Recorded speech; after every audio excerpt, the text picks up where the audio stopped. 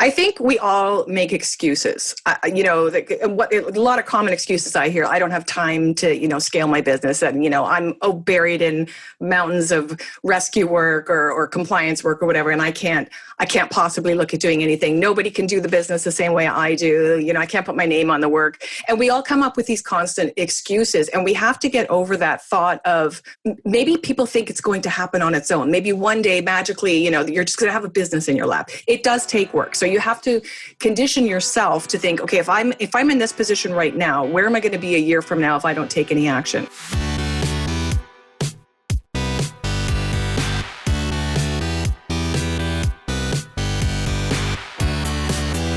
You're listening to The Successful Bookkeeper with your host, Michael Palmer. Listen each week as inspiring guests share their secrets of success to help you increase your confidence, work smarter, and build a business you love.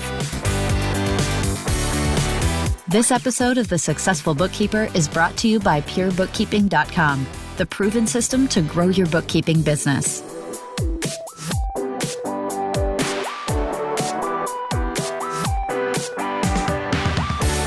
Welcome back to the Successful Bookkeeper Podcast. I am your host, Michael Palmer, and today's show is going to be a special one. A few weeks ago, I did a live podcast with Profit Strategist Lisa Campbell at the virtual Toronto edition of the Accounting and Finance Show. We had such a good time talking about how bookkeepers can make six figures and way beyond in their business, and we received some terrific questions as well. Since we felt the recording was so well received, we're excited that we're able to share it with you today. But before I get into that, don't miss the upcoming American edition of the Virtual Accounting and Finance Show from October 20th to October 21st. I'll be hosting another live podcast, but this time it will be with the Managing Director of Profit First Professionals, Ron Zaharian, and another special guest. That will be at 3 p.m. on the 20th of October, and I look forward to having you joining us. We'll be discussing how making clients profitable first will drive more business for you. Get registered by clicking on the link in this episode's show notes. Alrighty, let's get to that Lisa Campbell conversation. Here we go.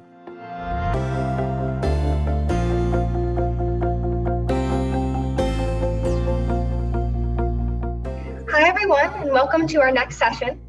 Today, we have the pleasure of having a live podcast session. Michael Palmer, host of the Successful Bookkeeper podcast and CEO of Pure Bookkeeping, will be talking with Lisa Campbell, CEO of Profit First Professionals Canada, Accelerate 2 Advisors, and the Markham Group. They will be discussing how does a bookkeeper take home multi-six figures. Without further ado, if you'll both turn on your camera and mic, I'll turn it over to you. Hello. Hello. Thank you very much, and great to be here. And thank you, Lisa. Thank you, Michael. Yes, and I will reiterate, this is a unique one, a unique show, because we are recording live an episode of the Successful Bookkeeper podcast, which hopefully some of you have heard or listened to, and perhaps even listened to Lisa in the past. But today, if you haven't, we will be getting to know Lisa and tapping into what Lisa knows about building a fantastic business and one that earns you way over six figures. And I'm sure some of you are thinking, wait, what the heck? Really? Way over six figures? And some of you are saying, yes, got that, done that. And you're still here because you're the type of person that actually wants to learn and master and always get better. So I'm sure we've got a wide range of audience. Wouldn't you say, Lisa? Absolutely. Absolutely. Well, let's hear from the audience. I want to make sure that we're going to take chats all the way through. We're going to be monitoring those. We may answer them right out of the gate. We may wait for a perfect time to answer those. But let's start out with asking a question. And then I'm going to fully introduce Lisa and get into that, maybe tell you a little bit more about myself as well. But let's start off. What stage are you at in your business? Are you just getting started? Are you starting up? Are you, full up and tearing your hair out? Or do you have a team of staff? Where are you at? Let's hear it in the chat and get a sense of who our audience is while I tell you about Lisa Campbell. Lisa Campbell is a certified professional bookkeeper turned profit strategist. After turning her practice into a business that allows her the ability to serve high-end client needs as a strategist rather than a bookkeeper. She's a guest speaker on countless podcasts, webinars, and live training events. And Lisa is the owner of the Markham Group, a profit strategy bookkeeping firm, head of mentoring for North America for the successful bookkeeper community, and the creator of the Accelerate to Advisor Mastermind Program. She is also the leader of Profit First Canada. I mean, Lisa, you've got so many titles. You've been very, very busy for the last 4 years. And so Lisa's been guiding entrepreneurs and bookkeepers to skyrocket their confidence, cash flow, and freedom with money, mindset, positioning tools that help her clients prosper exponentially. So I really don't think there's a better expert to talk about how to really maximize the amount of money you're making and income. And it's not just about income, freedom, fun, happiness, whatever that is for you in your business. So Lisa, welcome and thank you. Thank you. It's great to be here and talk to you again. Yeah, it's great. I always love talking with you, and I know our audience absolutely loves it as well. So let's maybe talk about that. It's taking home a multi-six-figure income. Tell us more. What, in your mind, was that always something you thought was possible in your business? Never. I started out like everybody else. I was just hoping to have enough clients to pay the bills, grow it, and then hopefully have a little bit of money to put aside, that sort of thing. But no, I never, ever imagined what the possibilities were in this industry until I sort of, went along my journey and learned things along the way and, went through coaching and training and investing in different things to improve my business. And it just takes you sort of on a path of its own. And as long as you're open and looking to serve, things just sort of flow naturally. It's knowing your journey. It is a constant reinvention, I would assert, and I think it's refreshing for many to hear that you didn't even think where you are today. At times, you did not think were even possible, and so I think that's part of getting into how to get there is unpacking how that came for you. So before we get into a little bit of that, for those that don't already know you, tell us a little bit about your journey up until this point or up until when you started to scale your business up. Sure. So I started off pretty much like a lot of people. It was a side gig. I actually owned my own business and I was too cheap to hire a bookkeeper. So I went and learned how to do it myself. This is way back in the 90s. And then, little by little, my clients started to hear that I was doing books and taxes and that sort of thing. And they own businesses. So they're like, oh, can you do my books? And sure, why not? And I fell in love with that side of business. So I gave up my business and sort of pursued bookkeeping, but it was still kind of a side hustle. It wasn't until about 2012 I turned it into like a full-time situation. And, back then it was just me. And I thought, I'm going to do my clients, I'm going to work, I'm going to get paid. And, I don't have time off. And if I don't do the work, I don't get paid, that sort of thing. And I never really thought that I could do much more with it. In fact, I was challenged at the time, how are you going to turn this into a business? You're just a bookkeeper. To which I said, watch me, after speaking to you, because you and I had a conversation about the fact that when you're building out a business, it's not a business unless you scale it by systemizing. Otherwise, you just have a practice, right? You're creating a job for yourself. So I learned through coaching with you and through the Pure Bookkeeping system how to actually systemize the business so that I could hand off. So I started to delegate some of the, the day-to-day operations, the reconciliations and all the stuff that we needed to do on a day-to-day basis, all the compliance work. I started to delegate that to team, and that ended up giving me a lot of free time. So I went from totally on overwhelm and totally distracted and totally, not sure of what the deadlines were. Did I do this? Did I do that? To delegating most of the work over and having buckets of free time available to look at, okay, now what's next? And that's when I fell into Profit First and I started studying that.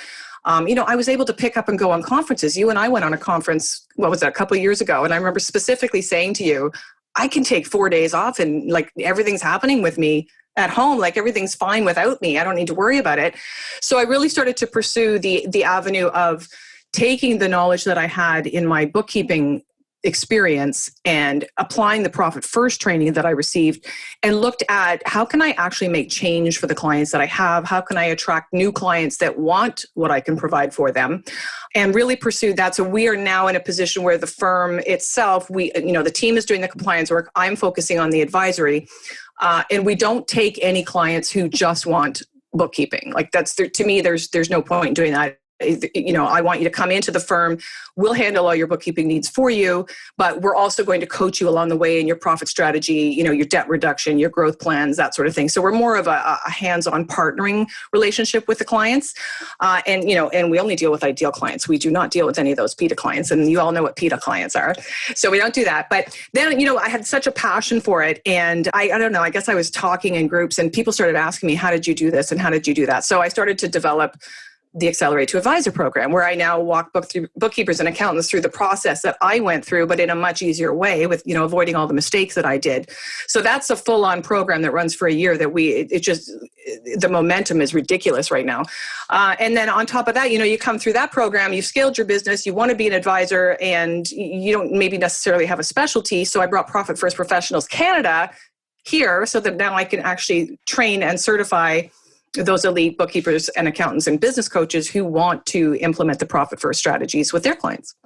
A whirlwind of activity. And I do remember that conference that we went to, and that really was right at the stage where you had sort of discovered that, wow, I've built systems and process, I've built a team, I've delegated, I have a business that's literally running itself, delivering value in the marketplace, earning a decent income. And it's like, what do I do with my time? And instead of just letting it sit there and do its wonderful work, you went to ProfitCon, you got involved at Profit First. And I just remember that moment thinking, wow, it's amazing. And I can never hear enough the stories of people that go from one place to another based on the dream and vision that they have, regardless of the upsets and the breakdowns, because you've had lots of upsets in your life, lots of barriers, lots of pitfalls, but yet you just kept going. And I think that's a learner's mindset. But to talk a little bit about the mindset that it takes to get over those pitfalls. I think we all make excuses. A lot of common excuses I hear. I don't have time to, scale my business, and I'm buried in mountains of rescue work or compliance work or whatever, and I can't possibly look at doing anything. Nobody can do the business the same way I do. I can't put my name on the work, and we all come up with these constant excuses, and we have to get over that thought of maybe people think it's going to happen on its own. Maybe one day magically, you're just going to have a business in your lap. It does take work. So you have to condition yourself to think, okay, if I'm in this position right now, where am I going to be a year from now if I don't take any action? So I think a lot of that is just overcoming your own obstacles that maybe sitting and watching Netflix is not as important as spending 2 hours doing something that's going to propel your business forward down the road. Oh gosh, there's so many different mindset things. A lot of people also have the mindset of, I'm just a bookkeeper. I can't do anything past that. I just do transactional work, which I call BS on, because especially those that are more experienced, you've got 10, 15, 20 years under your belt. You've seen every single story that those numbers tell. I'm sure there's countless times that you've looked at your clients' books and thought, I could really help them with this, or I wouldn't do it that way. Or if it was my business, I would do it this way. And instead of just thinking that, why not put that to use and actually do something to help your clients? And in turn, you're really showcasing your value and you're getting paid for it. Permission to lead, lead everyone. Go out there and take the ideas and thoughts and put them into action. I wanted to just ask you another deeper level question on, people are watching TV and changing habits, right? The behaviors, these sorts of things. You had to really want to have what you have. Mm-hmm. I know I've coached probably in the thousands now of people. And what I know is you got to really have the burning desire. That's ground level. You don't go past the station stop if you don't have a burning desire for something. And I think that's maybe one of the challenges that people have, is that they haven't figured out what is that burning desire for the future or to have in your life. For you, Lisa, what was the burning desire for you? Oh, the burning desire for me was many, many things. The immediate desire was to get out of a really bad marriage. I was in a marriage where I was devalued as a person. I felt sort of second class to his, I'm using air quotes with this background. It's not really working. Second class to his vast knowledge, which was not true. And, I was making money and it was great, but it wasn't enough to actually remove me from that household and support my kids in a way that I knew was going to be sustainable. So that was a really big driving thing. And I actually think I thrive on that. And it just pushes me further and further to do better because of the situation that has happened since I left him. I mean, there's been all sorts of court battles and legal bills and debt mounted up, and also having to start over again at age 46. I lost everything in that divorce. So I started from ground zero all over, which pushed me not only to develop myself as a business owner, but also it fuels my passion to help other bookkeepers understand the value that they hold, because we all hold value. And so many of us are afraid to put that out there. Maybe we have imposter syndrome, or we're afraid that we're going to get it wrong. There's so many things that you can offer your clients that I think we need to stop being afraid and stop suppressing that. So to me, I think that's just my burning desire overall. Yeah, I would say. And then you started to lean into the next key component, which is belief. Yeah. You have to have a burning desire, and you have to have belief that it's possible to achieve that. And that's where many get stuck. You could have the burning desire, but then you don't have the belief. You might not have a burning desire either, and that's something everyone needs to figure out first. Mm-hmm. Then it's the belief. Can I really have a multi-six-figure bookkeeping business? Well, if you're sitting there going, I don't believe that's possible, the actions you take will be in line with that belief. Yeah. And it's not just bookkeeping. I mean, you start off as the bookkeeper, but it's where that bookkeeping business can take you. It's where the knowledge that you're accumulating, year after year, and client after client, and disaster after disaster, that's all building up in your brain. It's storing in there, and it's giving you knowledge that you can't teach in a book. And this is why, we talk about people going into an advisor role. You can't do that when you're new. You have to do that when you're at a certain level, but you can start somewhere. Everybody's on the same journey, right? We all start at the beginning. We're trying to gain our clients. We get more experience, and maybe we get to the point where we've got too many clients and we're on overwhelm. And so we're trying to get, our own act together, which was my case. I was sort of all over the map with my deadlines and everything, and had to get it all organized. But then you get to a point where you think, okay, I've been doing transactional work for so long. It's time for a change. What can I do? And that's where I really try to help people focus on understanding this knowledge that's embedded in your brain is actually something that you can put to use. Beautiful.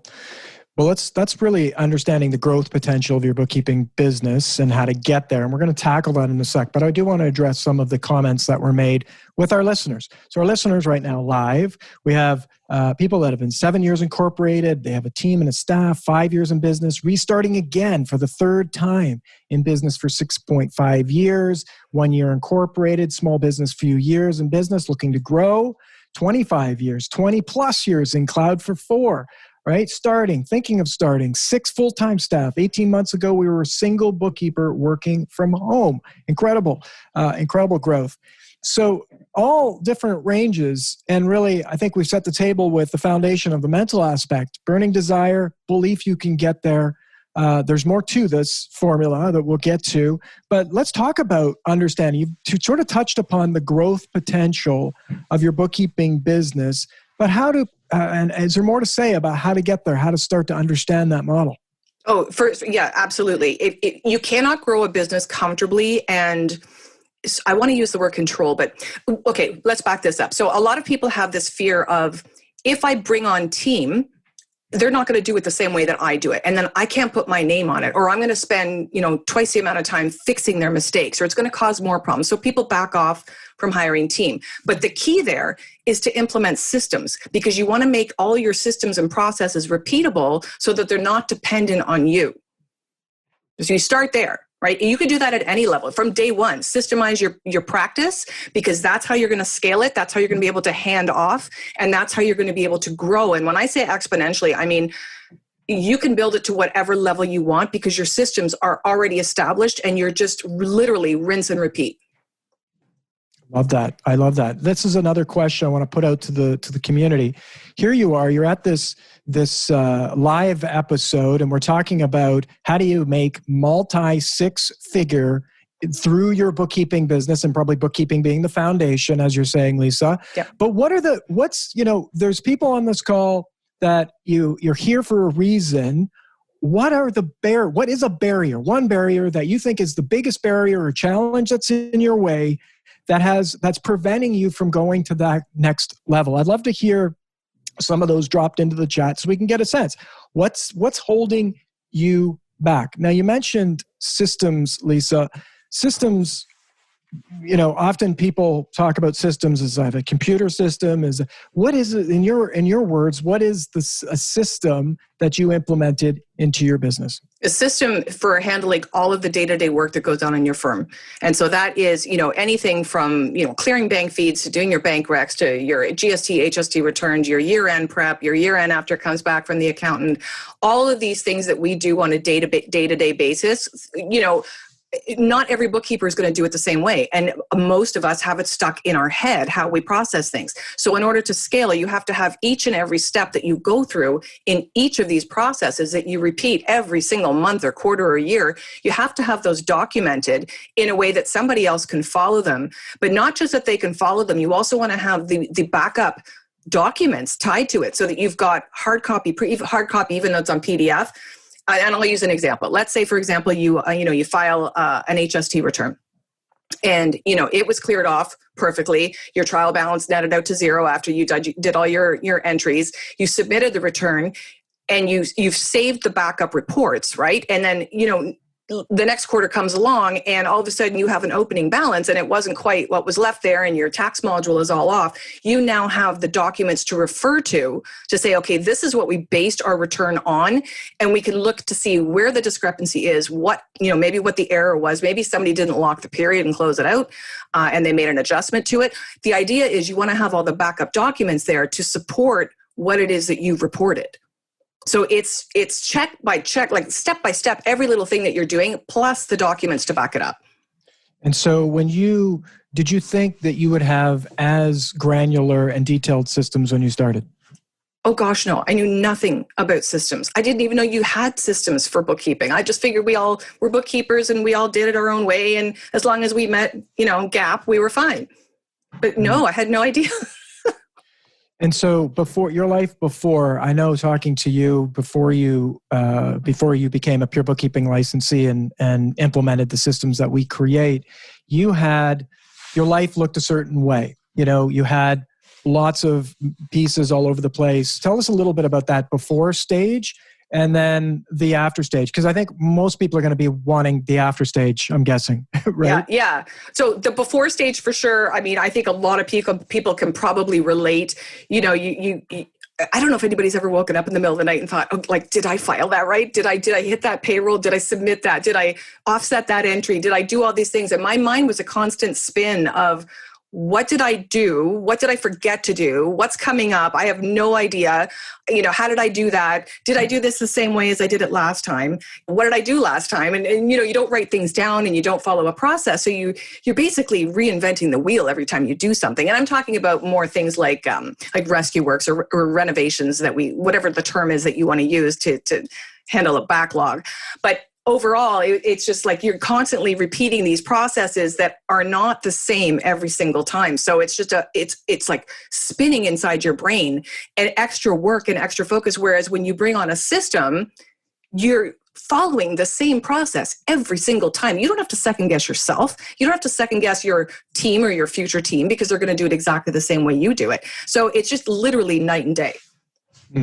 And then that you started to implement systems, which I would imagine was challenging and difficult and very time consuming. Mm-hmm. Say a little bit about that. And then what was the outcome? How did your life change?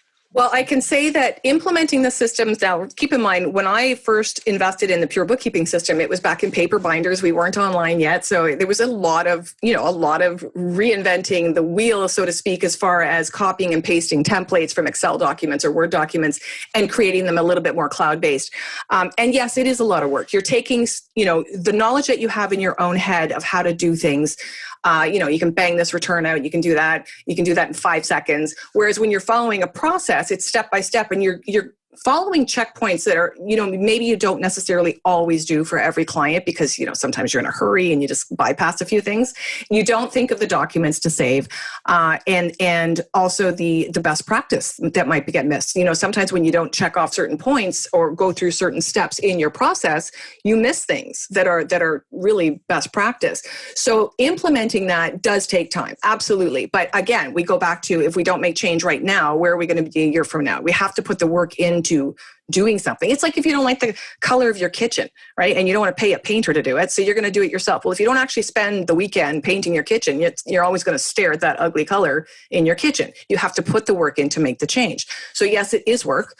Lots of guidance and support as far as implementing is concerned. Once you have it implemented, it is, I can't even tell you, it gives you the freedom to actually hand off segments of the work that you do to somebody else, because they're doing it exactly the same way that you're doing it. They're saving everything exactly the same way you save everything, in the same location that you would save everything. So you know where to check, you know where to find everything, everything's following best practice, and it frees you up to pursue some of those higher end activities.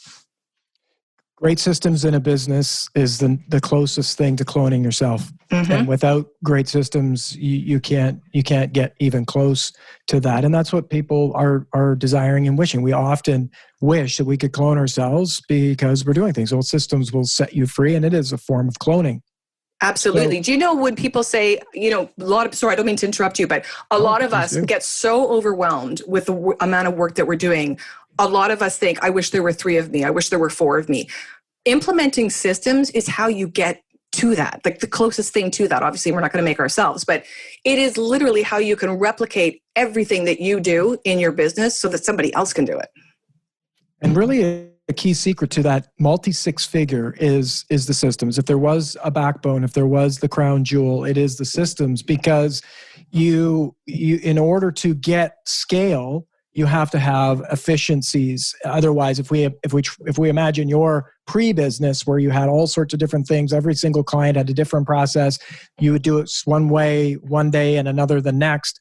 You scale that, and what you've got is a house of cards that could come collapsing down at any time, with great casualty, great pain and suffering for everyone involved, not just yourself, but your clients and all of that good stuff, bad stuff, if you will.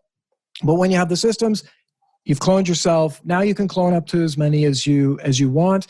It's tighter. When you get up to those higher speeds, the shimmy and the rattle and the shake is far, it's more like driving in an Lexus than it is in an old farm tractor, right? Right. And so let's talk a little bit about because what people want is probably your life after that. And I love always hearing your story where you were working evenings, waking up at night, but then afterwards you were working a different schedule. Tell us a little bit about that. Yeah, so I have more now, obviously, with everything that I'm doing. I also, try to get other people to do this as well. When you start to scale your business and bring on team, you have to create more of a CEO schedule. You have to devote time to working on your client work, but also on your development, on your business development, on your networking, on your targeting, on your finances. You have to shift your schedule. But the thing with that is that you can shift it in whatever way you want, because your business is not relying on you to submit that payroll, or for you to call the client and find out this information, or for you to submit this to the CPA at the end of the year. Like, it's designed in a way that you're at the helm, you're organizing everything, you're keeping tabs on everything. And yes, it's your name on the door, so to speak, but it's designed in a way that you can pick up and go. If something comes up with my kids, I can drop what I'm doing, take my laptop with me. Like, literally, if I have to go sit in a doctor's office or something, I can take my laptop with me. Even if I have a coaching call that I'm doing, I can do it on Zoom from wherever I am. Like, you have to design your business to work around you, not so that you're constantly working to support your business, because that's no way to live. I've been there. It's brutal. And I can't even imagine going back to that. But I also can't imagine shifting into that other role without systems. I just want to get back to the systems for a second, because that's really important. And I do see that a lot where people, the rage is all on, I want to shift to the advisor role now. And very, very common. First of all, you need to have the experience to back that up. But second of all, I strongly recommend you have your systems in place, because I've seen lots of bookkeepers, very, very good bookkeepers with lots and lots of experience, take on an advisor role, additional training, but they don't have the back end infrastructure figured out. So really what they've done is doubled their work. they now have to handle all of the compliance work and advise the client. So that means they're working on strategies for the client, and then they're having meetings with the client. They're advising the client. They're following up with the client on top of everything else that they're doing. So getting those systems in place first is huge. It's common. I think it's as mentioned, foundational step. Without it, it's difficult to get to the next. You can go to the next level, but then you're going to have other problems and challenges at the next level if you haven't figured out those foundational things in your business. Right. And if you don't systemize, think about it this way: if you do not systemize your practice, your firm, whatever it is, in a way that you can hand off the bulk of the compliance work to someone else, you really only have a job. You've created a job for yourself because you don't get paid if you don't work. If you take time off, you don't get paid. And if you take time off, chances are you have double the work to come back to. So absolutely, can't scale without systems. Absolutely. So we've got a couple of other questions that have come in, and it's always nice live. Please keep the questions coming. There is a bit of a delay for us to get these questions, but drop them in. Don't be shy. Be courageous. Be the lead. Permission to lead here. So ask the questions that you have. Maybe we haven't covered something in enough depth. We're too shallow in a particular area. Give us the question. We'll go deeper. We are here to share with you how Lisa's gone to multi-six figures in her business, how she's helped many others do that. And we want you to be in a position where you have the information that you need in order to get there. So let's tackle a couple of these questions before we go on and talk about some of the other steps to getting there. So a question from Matthew: how do you help these small business owners self-discover that they need profit advisory rather than just compliance-related bookkeeping? Okay, so I first of all never sell. I have a conversation with people, and I like to show them. I show them where they are now, and I do a lot of visuals. So I'll screen share. I'll pull up my iPad and draw on it. I have the conversation, open it up with, I see you're struggling with this. I have some suggestions for you. Could we meet? And then I visually show them, look at where you are. Where do you want to be? How are we going to reverse engineer how you're going to get there? And we walk through a process, and they have this sort of light bulb moment where they go, oh, I didn't even know you could do that. Like most business owners don't know that if you work with the right bookkeeper, you can actually make change in your business. But they're not going to, come banging on your door going, are you one of those bookkeepers? You have to put it out there. You have to let them know this is something that you offer, you're an expert in, and you can help them. Well said. And just literally this very morning, I was speaking with a business owner who had absolute catastrophic experience in her business. And I referred a great bookkeeper to her to get through that catastrophic experience. We're talking fraud. We're talking all sorts of crazy stuff, right? Is that just in the, bumped into her this morning, and she said she didn't even know what the potential was with the bookkeeper. Nobody taught her. She didn't go to business school, MBA school. She is a typical entrepreneur who went through growing, starting, evolving as a business owner, and then getting advice from all sorts of different people about what she should or shouldn't do inside of her business. And so she didn't understand what's the role of the bookkeeper? What's the role of the accountant? What's the role that they should expect? What should they expect? So, one of the words you used, Matthew, was self-discover. They're not going to self-discover this. They either are going to learn the hard way, like my good friend, business owner, fraud, and all sorts of hundreds of thousands of dollars lost. They're either going to learn that way, which they learn, and it's been embedded for life, or they're going to be guided. And that's part of advisory. Like Lisa said, start the conversations. They're not going to sit down and say, gee, I wish my bookkeeper would have this, great in-depth conversation about the health of my business. You have to lead with that. You have to go and do, as Lisa said, is lead with that and find ways to be able to start those conversations and walk them through that. And don't be shy. They may not at first be receptive, but that's part of being persistence, right? And so maybe on that note, I will mention what I believe to be the third phase of success, which is commitment. Lisa, you have to be committed. Oh, 100% committed. Right? Absolutely. Right? Burning desire, a belief you can do it, and you've got to commit to actually achieving the burning desire. So do you remember a time where you actually committed to going through whatever it took to actually have what you have today? Absolutely. When I learned that I could scale it in a way that was going to give me freedom in the end, and that was going to be my ticket to freedom to get out of the situation that I was in, I was all in. I did not care how tired I was. I gave up time with my kids. I gave up time at the pool. I gave up all sorts of things because I knew that if I didn't put the time in, it was just going to stay the same. And I was bound and determined I was not staying in that situation. Beautiful. So commitment, and it's not kind of committed. It's hell or high water commitment. Yeah. Entrepreneurship is hard. It's, we don't have a boss saying do this and do that and have it done by Friday. We're entrepreneurs. We are the ones that have to be the creators. We're the ones that have to be the doers, the orchestrators, the delegators. But you have to have, that vision in mind, and you have to have the drive, and you have to be committed to actually making the change. Absolutely. And if you don't know the burning desire, how can you commit? How can you be excited about committing to something if you don't know what that is that you want? And hopefully you discover part of that today and why you're on this call today.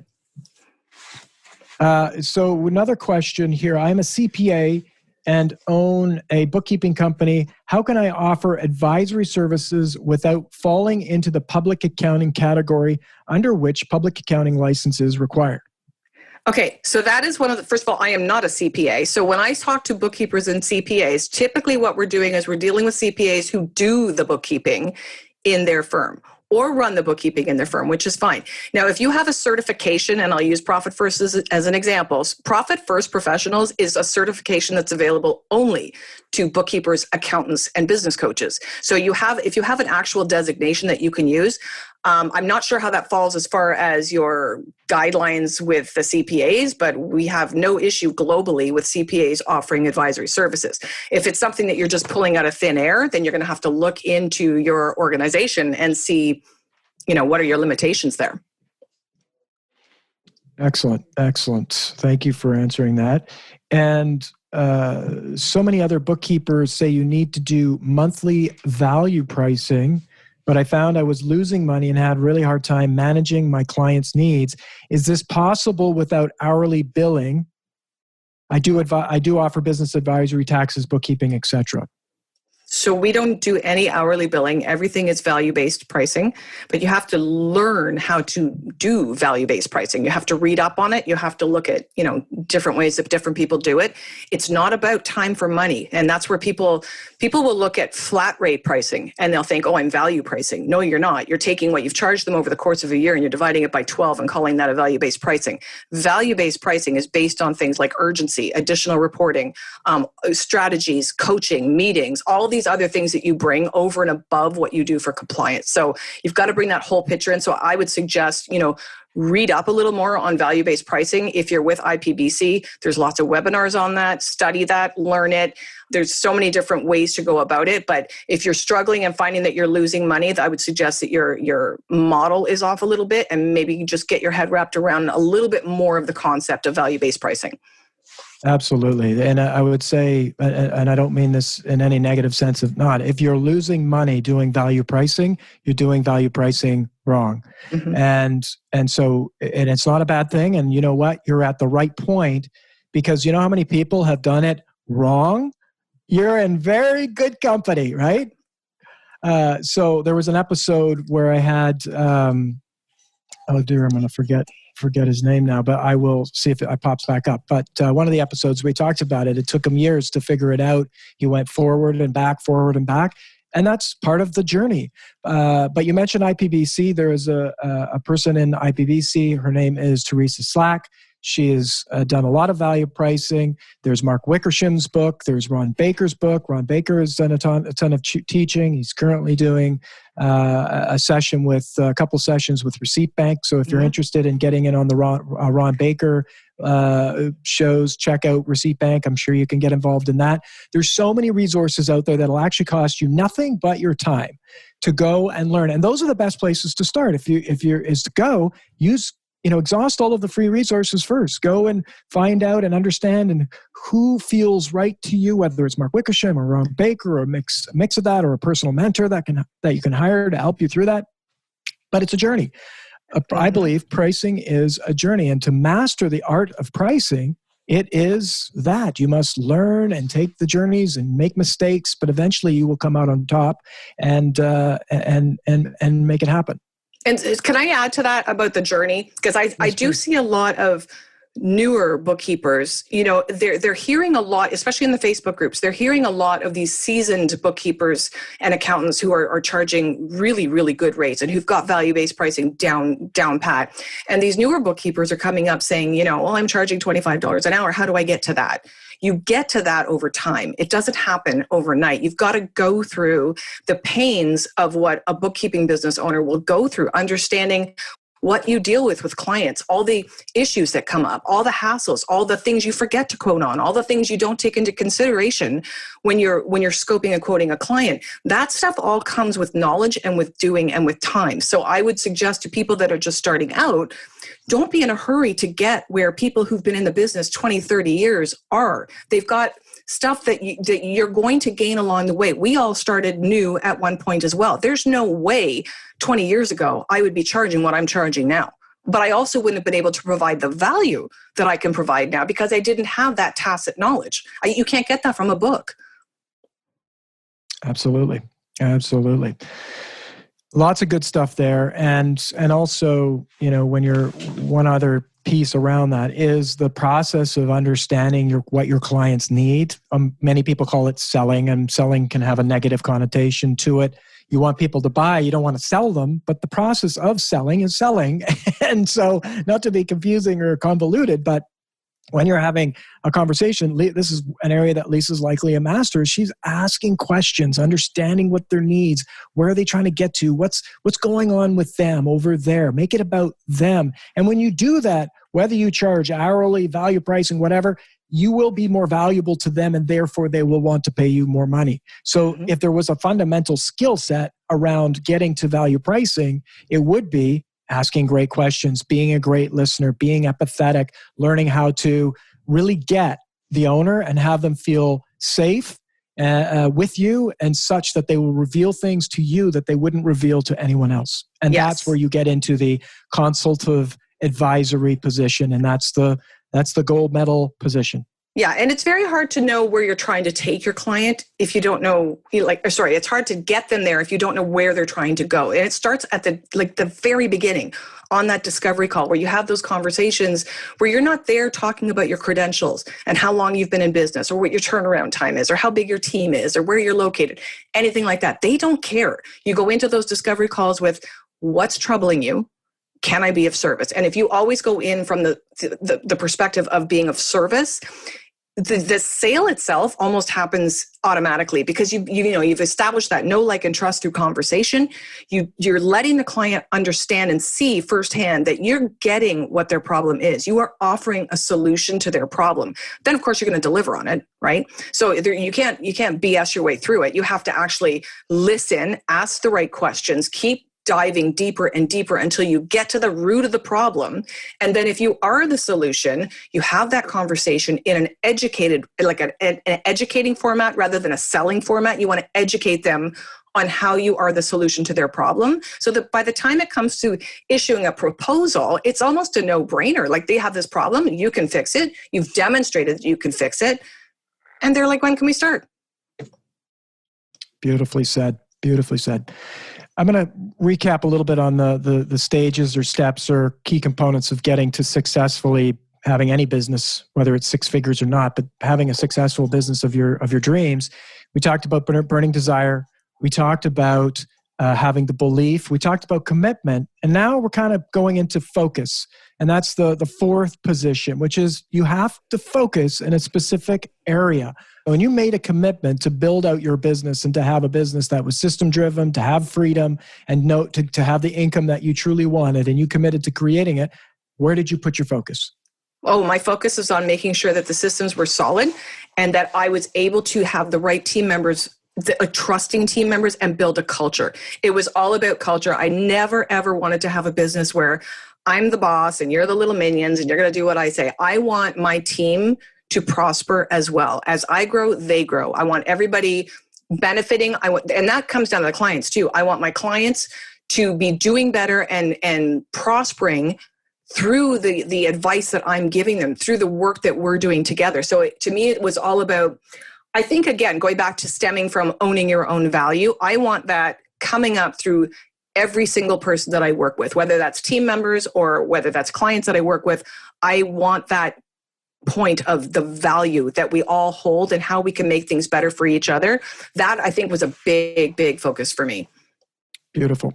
Beautiful. And, the analogy of focus is, if we think about a person trying to do multiple things, trying to go all over the place, it's like, who are you? What are you doing? And what is the main thing you're going to focus on? And when you do that, you bring intensity and energy to that one area. You focused in on your business. You made it all about your business, about your team, about the culture. You were going to build this business to scale and deliver the freedom income, not only for you, but also for all of your staff, and bring success to your clients.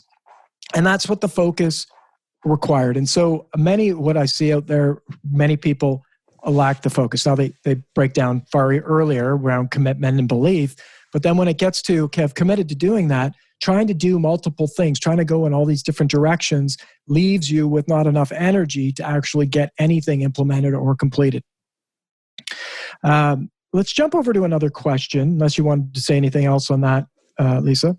I did, and then I just lost my train of thought. Oh yeah, I was going to talk about the driving force behind your commitment and all that stuff. Two things I want to explain here. One of the things we do in Mastermind is I have the members write out their why. We go through, why are you doing this? Why is it important to you? And I always tell them, put that why in front of your workstation so that you see it every day. Because the other thing I was going to touch on is the fact that life happens. Stuff is going to come up. There's going to be days where you don't feel like working on your business. You would rather go sit by the pool. You don't feel like doing this. You would rather have a glass of wine, whatever. Whatever comes up, whatever obstacles come up that push down or suppress your commitment to yourself and your commitment to grow and evolve and build out your business. Look at your why every single day and understand you are going to have hurdles. You are going to have obstacles, and have ways to deal with them in advance before they get to you. Beautiful. Well said. Another question. Starting off, what if you can't afford to hire staff yet? Question that was from Roxanne. What if you can't afford to hire staff yet? If you're just starting out?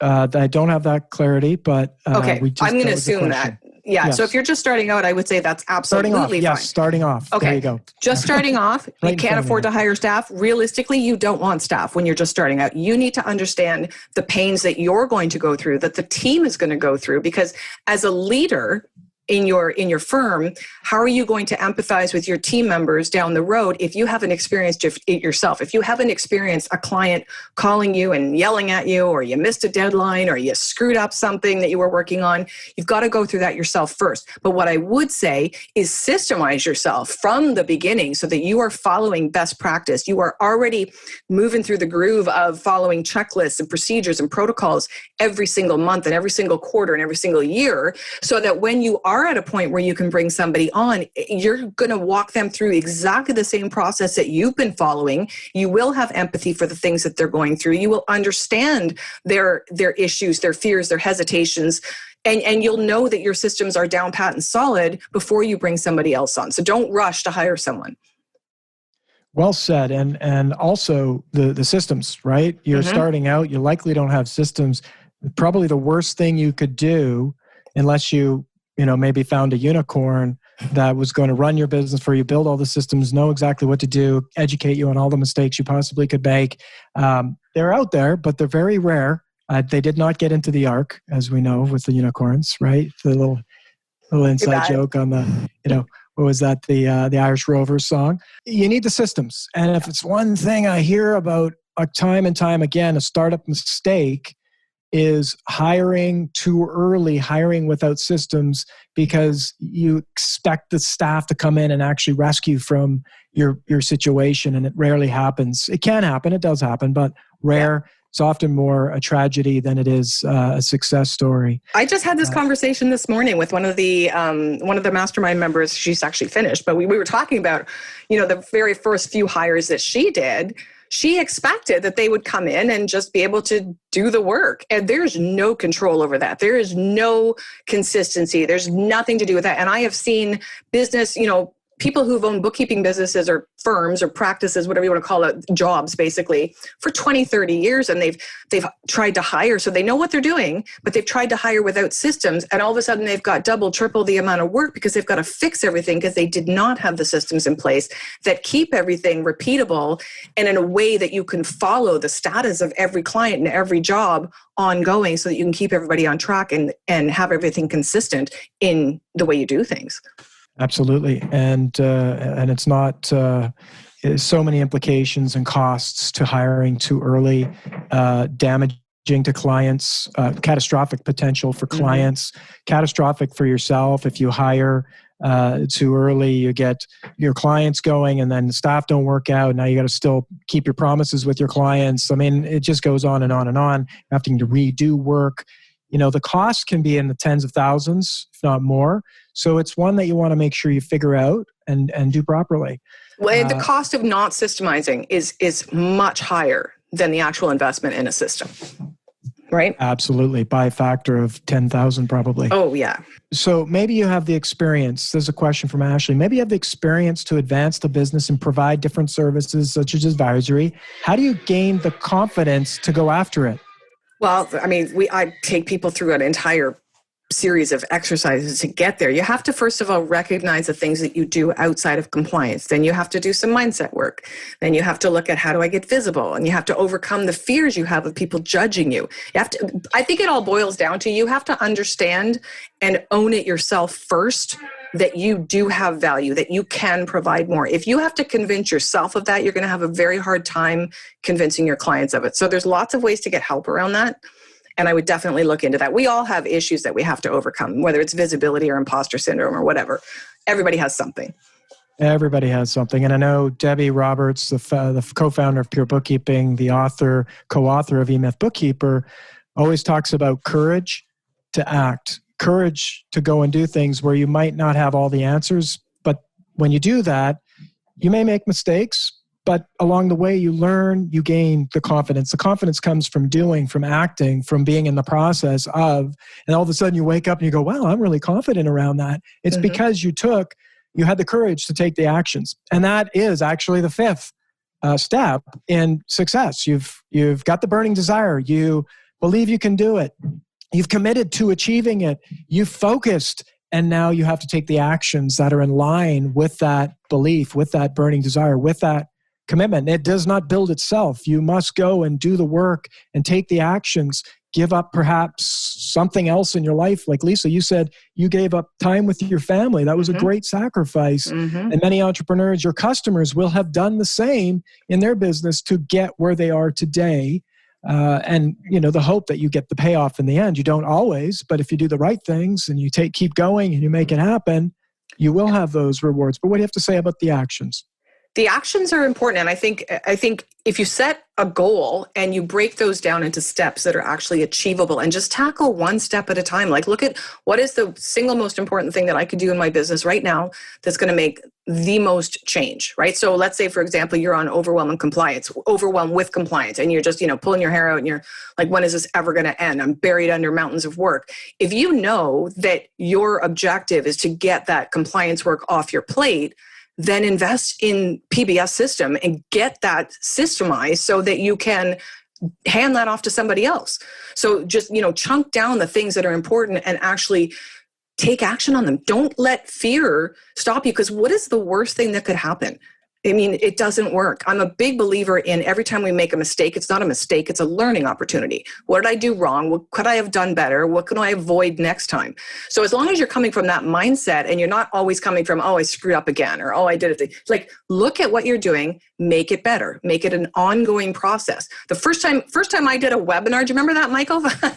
I was terrified. I had to do all the tech and everything by myself. And I sat behind my computer and, you have to push the go live button.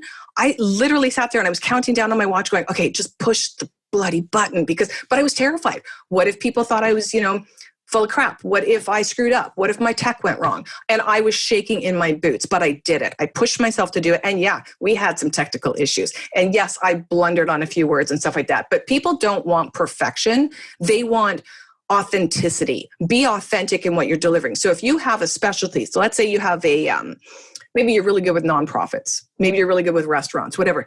Get that out there. Be visible. People are not going to find you. So put yourself out there. Get over the fear of having to be perfect or having to be someone that you're not. Just put yourself out there, because people are not going to know about you if you don't let them.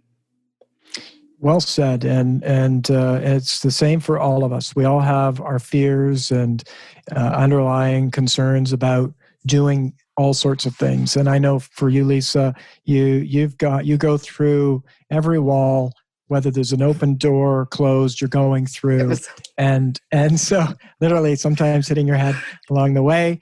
But that's, the people that win the game are the people who, number one, they're not in the stands watching the game. Yep. They're in the game, and they're the ones that show up time and time again until they actually win. And so you end up losing more than you win, but when you start winning, it sure is worth it. And it's, whatever that winning is for you. I mean, that's why we called the podcast The Successful Bookkeeper, because success is defined by you. You get to decide what your success is. You are in complete control of what happens in your life and your destiny through designing your life. And so if you follow just the simple steps we've outlined today, you will move yourself to all sorts of unbelievable, unpredictable results in your life that you'll be very pleased with. And as well, you're doing it inside a profession that has incredible honor and value to the world. More and more all the time, every day, small business owners need people like you, Lisa, great people, great bookkeepers, advisors to them, people that they can come and put their ear to you and say, help me through this, right? Yep. And actually get help through that. And by doing that, you make the world a better place. So Lisa, on behalf of all of those business owners that you work with, thank you for doing that. And then, this community, bookkeeping community, accountant community, amazing people, very generous people. So you're in a great profession. Okay. So whatever's not working in your profession, if you like what you do, you can have it go anyway. You can have all the rewards that you want to have, but you gotta follow those 5 steps. Now, we talked about action. We're going to give you a whole bunch of actions right now that are going to be free. Okay. So now, Lisa, you have a fantastic group that I want you to tell everybody about, because I want them to join that group if they can. Only certain people can get into that group. But tell us about Accelerate to Advisor. Okay, so we have Accelerate to Advisor, which is a Facebook community group, and that is for bookkeepers and accountants who are at a level of, several years of experience, and they're ready to level up. And the purpose of that group is to have people surrounded by other people at the same level. Because if you want to go somewhere, surround your people with people that are, on the same path or at that level already. So if you went to, I think the handle is at Accelerate to Advisor, and it's the number 2 on Facebook. Come in there. You will have to do an intake form. We do not take startup bookkeepers inside that group. And it's not to be biased. It's because of what we just talked about. We're all on a journey, and you're not quite in the leg of that journey yet. You will be. And when you are, then you come into that group because it's time to level up. But that group is specifically designed to sort of keep the noise down and keep it very specific to people who are trying to level up from bookkeeping into the advisor role. Beautiful. And we will send you a link to that as well. There's the Successful Bookkeeper Facebook group, which you can go and get all sorts of resources. You can go to the successfulbookkeeper.com, whereas the podcast site, sign up for our free resources, all sorts of things that you can get for free, guides, things that you'll need to advance your journey as a business owner. Last couple of questions, and then we'll wrap it up. What are some of the common challenges during the startup phase, and how do you suggest overcoming them? We don't have time to tackle them all, but if you go to purebookkeeping.com, there's a guide that will pop up and say, hey, do you want the 10 mistakes bookkeepers make in business and how to avoid them? That'll be a great start for you to sort of be aware of what you might be getting into. And thank you for that question. And then last one was, which system software are the best to be more efficient? So this would be probably workflow software, Receipt Bank, HubDoc, those sorts of things. Yeah, I would join if you're looking for efficiencies. We've got a lot of conversations. Go and ask that question in the Successful Bookkeeper, or if you can get into the A2A and ask that question. Love to answer, or drop us a line at info@purebookkeeping.ca. Again, get the book. We talk a lot about that. We talk about systems. We've got tons of podcasts that talk about all the different systems, ClickUp, Jetpack Workflow, lots of it there and available for you. Lisa, this has been absolutely fantastic. I love it. You're so generous with all of your information. There's no question you won't answer for people regardless of the value of that question. It's so refreshing. And I just want to thank you for your generosity on behalf of all the listeners right now listening to you. Thank you. Well, thank you. I love doing this. I love talking about all the great things we can do in this business. Beautiful. Of course. And thank you to all the listeners for participating in the Accounting and Finance Show. I hope you found this episode valuable, and we'll say goodbye to all of you until we meet again. Goodbye. Bye, everyone.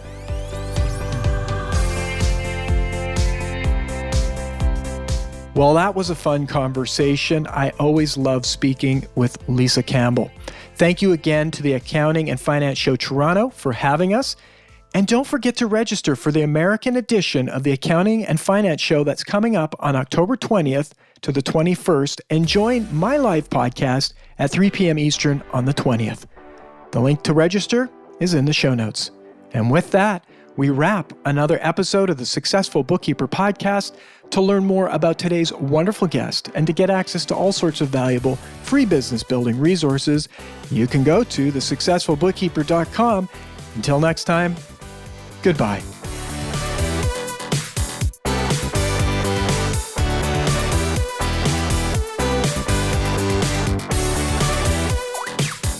You've been listening to The Successful Bookkeeper with Michael Palmer. For more information and to download the resources mentioned in this episode, please visit us at thesuccessfulbookkeeper.com. Thank you for listening.